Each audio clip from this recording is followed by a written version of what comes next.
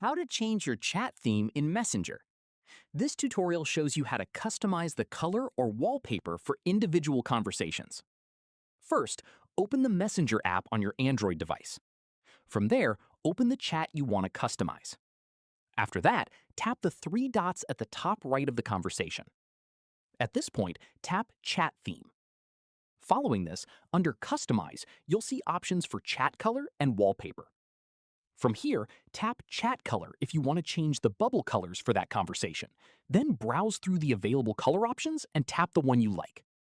At this stage, tap Wallpaper instead if you'd rather change the chat background, where you can choose from a built-in wallpaper, select Choose from Gallery to use your own photo, pick Set Color for a solid background, or tap Create with AI to generate one. Once selected, the new theme applies immediately to that specific chat only, so other conversations stay unaffected. That's how you change your chat theme in Messenger. If this helped, drop a like, subscribe for more Android tutorials, and hit the bell so you don't miss the next one. Catch you then.